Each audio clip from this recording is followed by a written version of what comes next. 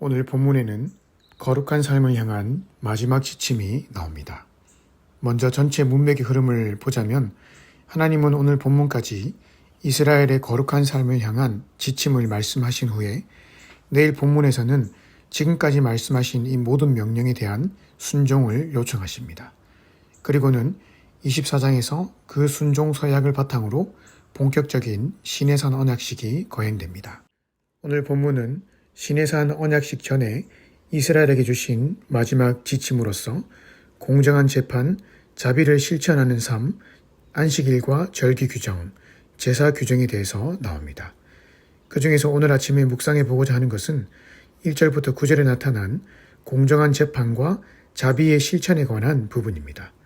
하나님은 앞으로 이스라엘 백성들이 하나님 나라 백성으로 이웃과의 관계를 맺고 살아감에 있어서 가장 중요한 두 가지 원칙을 말씀해 주셨습니다. 그것은 바로 공의와 자비입니다. 공의롭게 산다는 것은 무엇입니까? 공평하고 올바른 사고방식을 가지고 살아가는 것을 말합니다.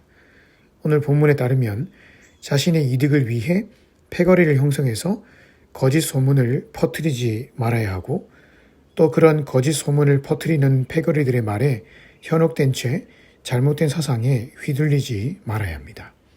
하나님의 백성은 항상 공평한 사고방식을 가져야 하고 누가 나에게 전해주는 말에 대해서 건전한 의심과 더불어 올바른 판단을 내릴 줄 아는 사람이 되어야 합니다. 예나 지금이나 사람들이 많이 모인 공동체에서는 항상 크고 작은 잡음들이 있기 마련입니다. 그것이 세상 공동체든 교회 공동체든 다 마찬가지죠. 왜냐하면 우리는 이미 시작된 하나님 나라와 아직 완성되지 못한 하나님 나라 사이에서 죄와 피 흘리기까지 싸우며 살고 있기 때문입니다. 교회 안에 있는 지체들도 모두가 약점을 가지고 있고 서로 각자의 삶의 현장에서 죄와 싸우며 살아가고 있습니다. 그러다 보니 때론 관계성 속에서 삐그덕거리는 소리가 날 수도 있는 것이죠. 하지만 중요한 것은 내가 만약 하나님의 사람이라면 그 문제를 해결하는 방식에 있어서 세상 사람들과 달라야 한다는 것입니다. 세상 사람들은 서로 간의 문제가 불거졌을 때 상대방을 무조건 짓누르고 내 기득권만 쟁취하려고 합니다. 그렇게 하기 위해서 사람들에게 뇌물과 선물 등을 주면서 선동해서 자기 편으로 만든 후에 집단 패거리를 형성해서 상대방에 대한 거짓 소문을 퍼뜨리고 다닙니다. 그런 소문을 퍼뜨리는 자들의 특징은 자기 눈으로 그 사건의 현장을 직접 본 적이 한 번도 없다는 것입니다. 그저 풍문으로 들은 이야기들을 토대로 자신의 감정을 이입시켜서 하나의 소설을 만들어냅니다. 그리고는 그 소설이 마치 사실인 양 여기저기 실어 나릅니다. 더 큰 문제는 결국 자신이 만들어낸 그 소설을 자기 자신도 진실인 것처럼 믿게 된다는 것입니다. 그러니 나중에는 진실과 정의가 사라진 채 온갖 거짓과 모함만 남은 채 공동체가 분열되는 것을 보게 됩니다. 하나님의 사람은 그렇게 해서는 안 되는 것이죠. 누가 전해주는 이야기에 대해서 항상 사실 여부를 따져보고 그것이 사실로 입증되지 않는 문제에 대해서는 섣부른 판단을 미뤄야 합니다. 많은 사람들이 이야기한다고 해서 그것이 꼭 사실이 아닌 것입니다. 나에게 선물을 가져다 주면서 호의를 베푸는 사람이 전해주는 이야기라고 해서 그것이 꼭 사실이 아닐 수 있습니다. 하나님의 사람은 항상 사실에 근거한 올바른 사고방식을 가지고 살아가야 합니다. 그리고 거짓 소문에 의해 선한 자가 피해보지 않도록 항상 공평한 판단력을 가져야 하는 것이죠. 이러한 공평과 올바른 사고방식을 키우기 위해서 반드시 가져야 될 마음의 자세가 바로 자비입니다. 4절에 너희는 원수의 소나 나귀가 길을 잃고 헤매는 것을 보거든 반드시 그것을 임자에게 돌려주어야 한다.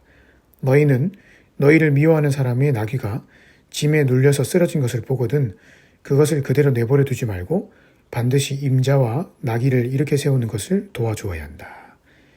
만약 우리 마음이 분노와 미움, 복수심에 가득 차 있다면 공평하고 올바른 사고방식과 판단을 가질 수가 없는 것입니다.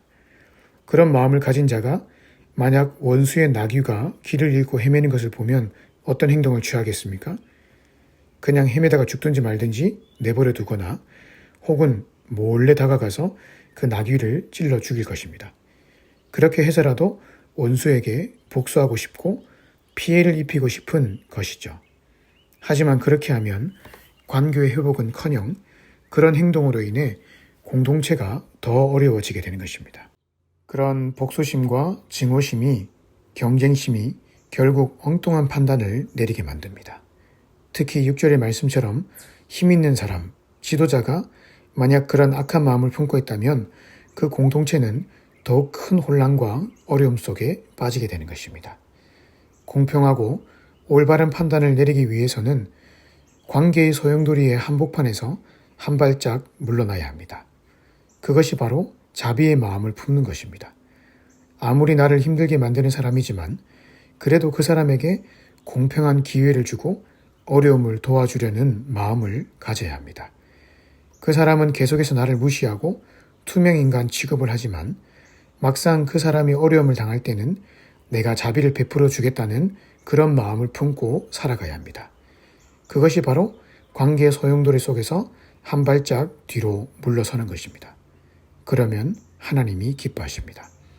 그리고 그렇게 자비의 마음을 품으면 오히려 더 공평하고 올바른 판단력을 가질 수 있게 됩니다. 그래서 결국 그 자비의 마음과 올바른 판단력을 가지고 있는 그 사람을 통해 공동체가 다시 회복되고 새롭게 일어설 수 있는 것입니다. 그러니 오늘 우리도 복잡한 인간관계 속에서 얽혀 살아가고 있지만 이 자비와 공의의 마음을 가지고 하나님 나라 백성답게 살아가십시다. 우리가 하나님 나라 백성답게 이 땅을 산다는 것은 세상 방식과 다르게 산다는 것을 말합니다. 거짓 소문을 퍼뜨리고 다니고 사실이 확인되지 않는 것을 사실로 여긴 채 소설을 쓰면서 패거리를 형성하고 있다면 그것은 세상 방식을 따르고 있는 것입니다. 하나님의 사람은 기본적으로 자비의 마음을 가지고 있어야 하고 그 마음 위에서 공평하고 올바른 판단력을 가지고 분별할 것은 분별하고 받아들일 것은 받아들이는 사람입니다. 오늘 하루도 공의와 자비의 마음을 가지고 하나님과 사람을 사랑하며 살아가심으로 인해 우리를 통해 가는 곳곳마다 하나님 나라가 더욱 든든히 세워갈 수 있기를 주님의 이름으로 축복합니다.